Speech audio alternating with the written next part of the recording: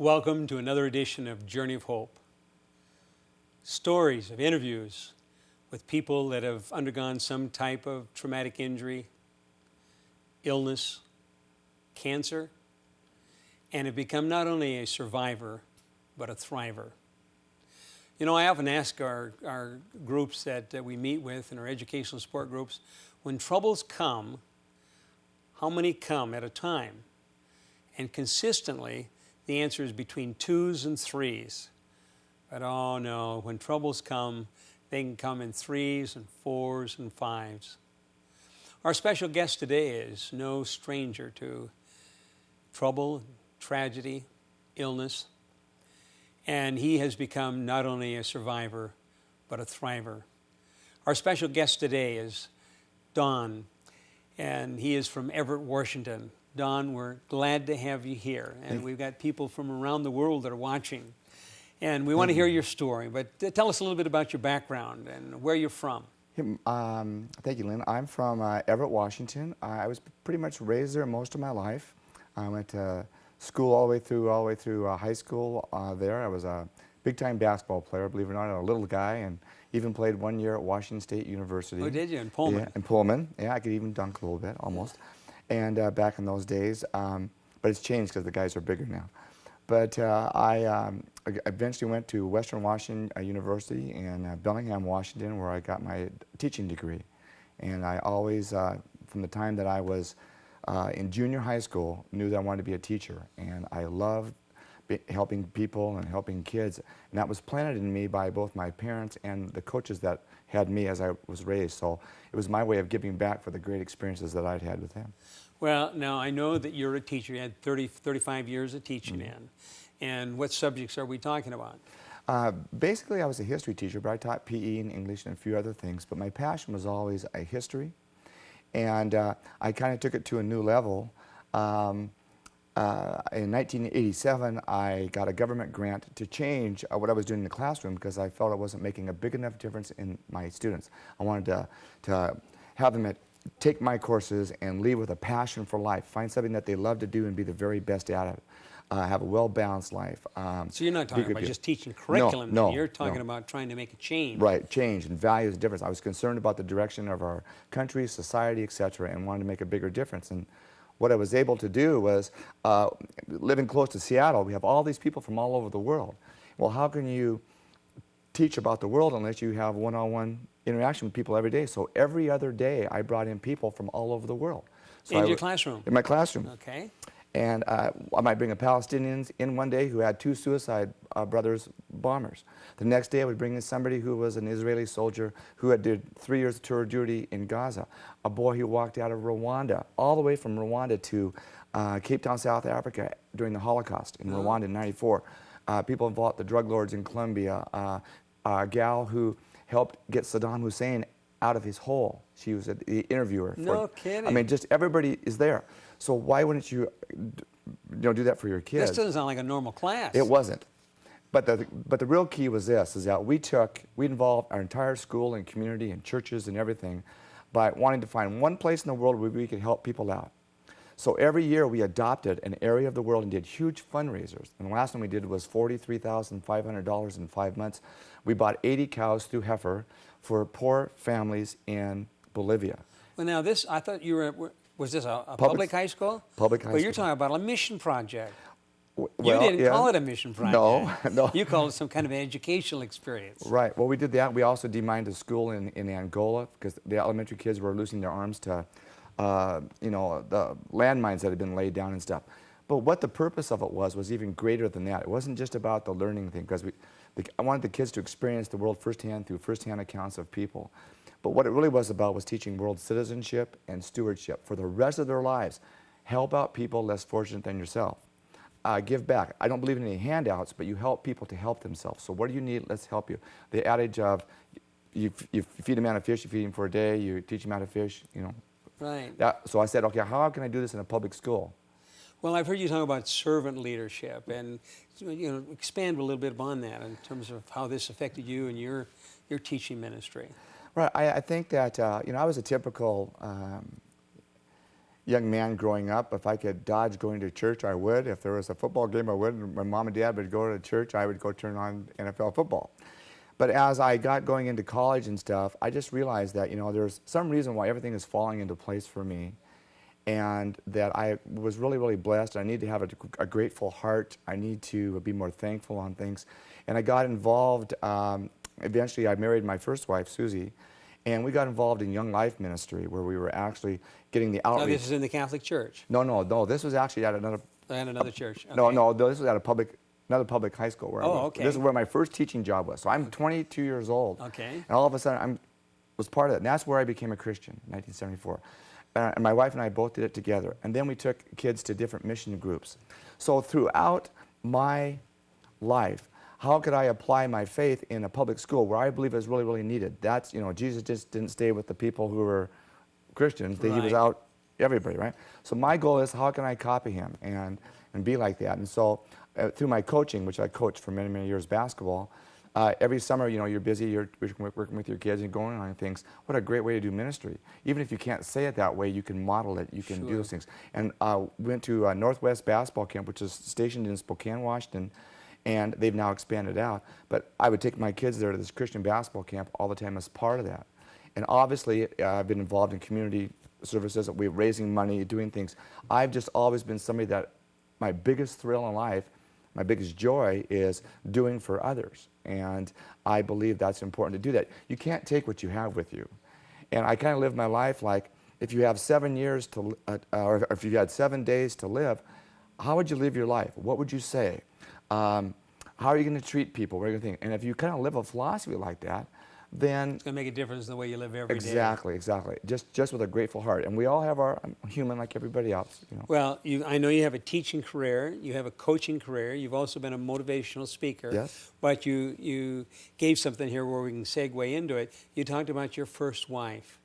And why don't this would be a good time to talk about your first wife. Okay. So you've been married just for a few years, and you're early in your teaching experience, and then what happens? Okay, I actually got married right before my last year of college. Okay. So young, and she was just right out of high school. So I'm like 21 and she's 19.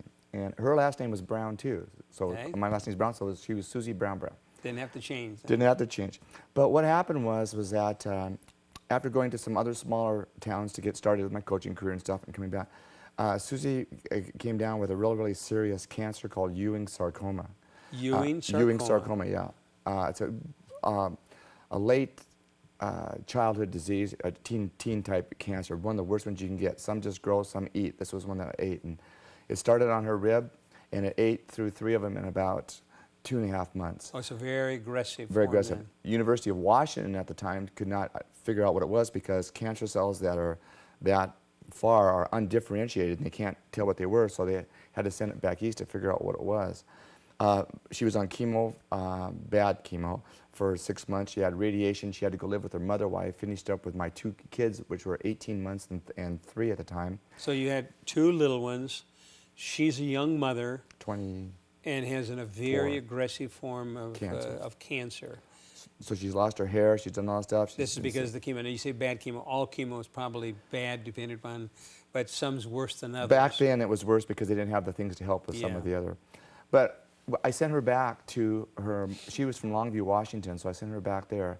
I quit my job after I went back and finished up the last 2 months. It was in the spring. And went back over, and there was a job that was there. And in Longview? In Longview, and I got the teaching job and coaching job. So, God was watching me somehow. Right. It was pretty tough, but they had given her less than 6 months. And I said, no, we're not going to do this. So I researched all over the world where I could go with people who had dealt with this, and it ended up now, going... was this a pretty rare cancer at that time? Oh, this is like 1 in 2 million people get like Ewing's. Wow. It was a big deal. And so we tried to figure out what we were going to do with it. But when they radiated the tumor, they also destroyed her right lung. And then Traditional radiation. Right, and it spread. So I researched it and said, you know what, we're going to go back to the Mayo Clinic. And back in those days, we didn't have the internet where we could communicate. So You're talking about back in Minneapolis? Yeah, no, actually, yeah, Rochester, Minnesota. We went back to Rochester, the best doctors that could, and I eventually researched so many people that I brought in a specialist from Austria and a specialist from Atlanta to do a procedure on it where they took out every rib except for the top and the bottom. It's still written up in their journals. Really? And they took out the longest stuff, replaced it with a plastic proline mesh, and did plastic surgery all in the same surgery. Now, I'm 27 by that time, is that right? Or 28, I can't remember. She's only like 25 or 26. Long story short, she got through it in 16 hours of surgery. We brought her home. I had her playing golf in 3.5 months. Wow. But as the years went on, pieces came back on the other side. And every time we went back, 7 trips back to the Mayo Clinic. You mean the cancer continued to grow? Came back. Every time we went back for a little more piece. And we were doing that. Eventually, she died. But I will tell you that a great story in that, Lynn, is that she had begged me to take my kids to Disneyland. So here I am in Southern California again. And I had taken them down young. They were at that time maybe 5 and 7. We had now been 5 years since her diagnosis, and she had this proline thing in there and this But it special never deal. ever went away, really. No, I never really went away. I mean, she was pain, but her attitude, she never complained. She was really like an angel. Her heart was incredible. But anyway, I would take her down, and we got a call in the summertime that we had to come home right away from San Diego at the zoo at the time. So we drove home, and the police You had the kids. 90 miles an hour, and they escorted me through 2 states. But I got home at 6 o'clock in the morning, and everybody had followed us in Longview because I was a basketball coach. Everybody knew me because of whatever. And so when I got up there, she was in a room, the sun's coming through, all that kinds of things. And Was this in Longview now? This is Longview. This is a true story. About 150 people were up on the floor because they knew what was going on. They had followed us for all this incredible fight that she put up, this journey. And when I went up there, her mom and dad are in there and all that stuff, and she hadn't eaten for a couple of days, and I said, you know, this is pretty well, and she stopped breathing, and all the brain waves and all those things stopped, and I asked her mom and dad to leave, and everybody's crying, and they announced it over the hospital, and I put my arm around Susie like this. She wakes up. No kidding. 20 minutes, and it's still written up at the St. John's Hospital in Longview, unexplained. What I learned from talking with her was that, and you hear about these stories all the time, and it wasn't because she was on morphine or anything like that, it was just because what she was. A big window, 45 degrees, warm behind you, bright lights, fingers came around her, pulled her back in, she wakes up. She hadn't had a chance to say goodbye to me, wanted to make sure I'm okay, wanted to make sure the kids would be okay, I would raise them as Christians. Her mom and dad did not know the Lord, all those kind of things, she wanted to make sure. Wow. So for the next 3 weeks, we took her home on a bed that was $3,000 of 25 5-gallon bales of sand where they floats the sand in there because she was down to 88 pounds and was on morphine and stuff. But she got a chance to watch the kids play. So you actually took her home for the last the hospital. 3 weeks. Yeah, she didn't die there. She came home.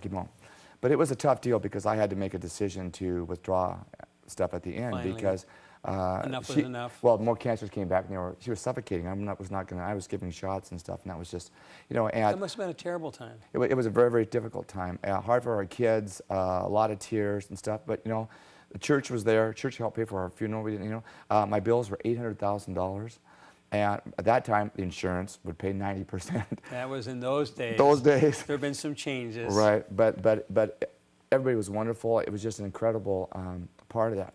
Now, shortly after that, my mother, who had been sick her whole life, was mentally ill, jumped off the 4th floor of a hospital and killed herself. Oh. And that was pretty hard to handle. This was a short time after you? Yeah, shortly after. Well, actually, I'll take it back. Excuse me. It was 2 years before Susie died. Okay, that happened. So it was 2 years. My mom was 2 years before. Then my wife died, and then that was hard enough to handle that part with my dad and all the things going on there. And then my sister, who was closest to me, helped raise me because my mom was in and out of hospitals her whole life. Okay, so who was raising me was my older sisters. One was 11 years older, one was 15. But in their journey, both of them have had breast cancer. Both of them had uterine cancer. One died, my oldest sister Judy died right after my wife had died shortly after that with breast cancer. I had a sister by the name of Judy who died of breast cancer. Okay. My other sisters just had a double mastectomy, and my uncles have had prostate cancer and stuff. So the 3 people who raised me that were closest to me as women died, and so it's been hard for me to get back close to everybody. Who I'm married to now, Jane, was my high school sweetheart, never married. So when Susie died, she came back into my life after that. So I've been really, really blessed to have two gals that would put up with me. And God knows what he's doing. God knows what he's doing. But through all this, I've stayed busy. I've stayed true to my faith. We all make our journeys. Ups and downs. But I believe that you grow the most when you're in the valleys of your life. That is true. Repeat that again for our listening audience. I think that you grow the most when you're in the valleys of life, not when you're on top. When you got the challenges. You got the challenges. And people are going to look at how you do that. And if you profess to be a person of faith or whatever church or denomination you are, your children, in my case it was kids, it was teaching, it was everything. Neighbors, friends. They're all looking, aren't they? They're all looking. And despite my imperfections, my heart's in the right place, and I know what's important and about priorities. And sometimes it's hard not to go, why me, or to get angry, or to go through all the 5 stages of death you might have with other people. And why are you going to take this beautiful lady she's only 29 years old? Why, God? And these things. There's a lot of that going on. A lot of testing of faith. But the only thing I've found with all this is, out of all that always comes a multitude of good. So in my children, my grandchildren, the influence of I've had the opportunity to make a difference in other people's lives. So it's easier kind of looking back, though, isn't it, rather than where you're right in the midst of the crises and trying to go through it. Well, you're always in shock. But you're in shock. But then you try to make some sense out of this, and as you begin looking back, you see where God was there. Right. God's always at work. Sometimes we get so busy or so clouded with what we're involved in ourselves that we don't see it. But God is there, and you're able to look back. Now, one of the things you haven't shared yet is you ended up taking care of your father. Right. My father and his brothers have had lots of cancer in their life. But my dad didn't, but all of his brothers did. My dad just passed away on January 31st, before I was going to come down. And tough 7 years. I was the primary caretaker along with my sister, but I was pretty much the primary caretaker. And just a real tough thing. We were very, very, very close. He was in a nursing facility the last year, and every day I was there, and in fact, last 7 years, every year I was there. I kind of put my life on hold, which I'm not so sure was good. Well, when you're the caregiver or one of the primary, you can have other kids in the family, brothers and sisters, and they can be away or they're not as intimately involved. But when you're there and you're the caregiver, it's 24 hours. 24/7, it's always there. You may not be at the nursing home 24 hours a day, but it's always there constantly. And for 7 years, you were taking care of him. And then apparently, just about the time you were diagnosed yourself with cancer, then he was coming to the end of his life. Right. This must have been a terrible time. Yeah, it was not easy. I never thought I would ever be sick, because I've always been such a great shape and healthy and all those kinds of things. And although a lot of my friends have gotten prostate cancer and gotten other kinds of things, but got diagnosed with it. I had a low PSA. Then it went up 0.5 in about 3 months. Then it went up another 0.5 in another 3 months, and kept going up. And I needed to go do something right off the bat, and I checked out all the options like everybody else would do. But a friend of mine heard about Loma, and so I checked it out, and I talked to 150 people, and the brother. You talked to how many? 150 people. That's what I thought you said. Yeah, I mean, I really checked it out, because remember now, I had the research experience with my wife Susie.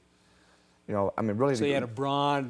I knew how to go do things. So I'm gonna say, hey, this is too good to be true, and all those kind of things. And is there another way to do this that's less invasive? And but for me, with my dealing with my own issues and dealing with the prostate cancer and dealing with my father at the same time, I was pretty worn out. That must be putting it mild. You were pretty worn out. Yeah. I mean, 7 years and all that you'd been through. Yeah. So you were down at the end of your reserves. Right, and so as a result of it, long story short, my father passed away before I was accepted to the program to come, and he died just about a week before I came. Now, what's unique about that is I have 2 older daughters, and they both, 2 days later after his funeral, I had to speak at the funeral, which was tough, both had cancer surgeries. Both your daughters? On the same day before I had to leave on Friday to come down here. Now, they were in different places? No, same town. Same town? But one had a not quite melanoma, just before that had that taken off. The other one had some with her uterus. Oh, really? So they're both young. They're both doing great. Thank you, God. But this was just about the same time you were coming down here? It was 2 days before I left. 2 days before you left. So my dad's funeral 5 days before. So I have came down here and not knowing what to expect. I know that I don't have trouble finding friends. I believe even when I'm down here, if I can bring some joy and happiness and have a little fun and meet the people that I have a chance to be here, it's kind of like a big family. Well, tell me some of the things you did while you were here.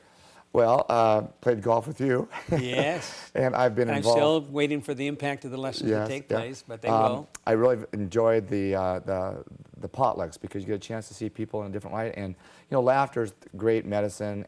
But hearing their stories, and some of them are much more tragic than what I've gone through. And the kids at the hospital that have serious brain tumors and eye things, and how they're treated, and to hear their stories. I've talked to a couple of kids here. It puts you in perspective and in place right off the bat. I can't tell you how grateful and thankful I am that God has led me here. I made this choice. I battled my doctors, but I was here as part of that. But there's hundreds of stories talking with all the men and their wives going through it here also, with lots of different things. I've learned a little humility here too on how they treat you, but anyway. But being informed by the Wednesday night dinners as well, besides having fun on Tuesday, we have that. I haven't had a chance to go to the dinners yet, but I'm active with all the other patients going different places. Tell me some of the things you did on the Tuesday night, because I know you were very actively involved and kind of helped facilitate some of the things. What were some of your responsibilities? Well, because of my shy personality, I was asked to help with entertainment. Okay. So I play on the side just for fun in a rock and roll rhythm and blues band that, believe it or not, started off in high school staff members to raise money for people on our own staff who had cancer, who couldn't afford their bills. Really? And the name of our group was Staff Infection. So Staff Infection. That was interesting. But I am using some of my musical abilities to do fun things and provide some background, some music things there. I'm also involved with a lot of laughter and things, which you do a great job with the jokes, and we're trying to keep that going. And I'm helping out any way I can with the planning of those events. And I'm working out a lot. Now, where do you work out? At the Drayson Center. At the Drayson Center. And we tell you we want you down there how many times? At least 3, but I'm down there 5 a week. We want you down there 3 to 5 times if you're being treated 5 times a week, and everybody is being treated. And we say that's part of the healing process. And the ministry that you've been involved in over there at the Tuesday night, that's a part of the healing process. That's Going exactly to the Wednesday night meeting is a part of the process. That's I often say the treatments take place either in the gantry or the fixed beamline, but healing is a process far more. And that's where Loma Linda's undergirding philosophy to make man whole, mentally, physically, spiritually, and emotionally. Now, I know that you've been working on some kind of a paper, that you're working on another graduate degree, another master's, if I understand correctly. Tell us a little bit about that here in the last couple of minutes. I had the privilege of going back to Cambridge College in the summer of 2008 with... That's Harvard. Yeah, I like to say Harvard, Harvard, MIT, whatever. Yes, okay. But I was asked to go back, and it was kind of a think tank for teachers who had lots of experience and how they can make the education system better, really. Not just throw money at it, but to do some things that really make a difference in the classroom. And because of my experience of bringing in these other speakers from all over the world and incorporating them as part of the classroom, I was asked to go back. So now you must have been accepted as one of the outstanding teachers then. Well, I would say so, but in a humbling thing, I was just very grateful to be able to be accepted. You were one of the ones that were chosen. Okay. I was one of the chosen few, like here. That's correct. I was one of the chosen few. So, and what are you working on an undergraduate or graduate degree? I'm working on another master's degree, and this one is, for lack of technical terms, how do you use international people and community organizations and resources in one's own community as part of the 21st century global classroom in developing the next generation of lifelong world citizens and stewards. So if you can teach the next generation of kids, and I can go out and teach other teachers to do what I did, and they teach others and others the micro-macro process, you can make a difference in the world, especially if you're raising money for other worthy causes, whether it's here in your own communities, whatever it is. The giving back process, the make a difference. I live my philosophy, Lynn, on 2 things.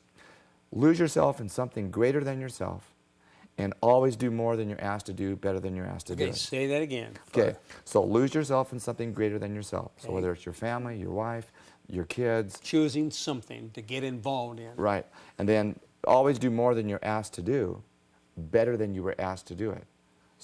And if you do that in life with everything, You're going to make a difference. You make a difference. Yeah. And you can model that. And today's young people are really looking for models. It's hard to find some role models out there. So. Well, it sounds like this paper and this graduate degree you're working on is kind of an extension on what you were doing during the last several years there in your teaching. Undoubtedly, that's why you were chosen. Right. Now, let's stop for a minute here. And what difference is having cancer, you personally, making to you?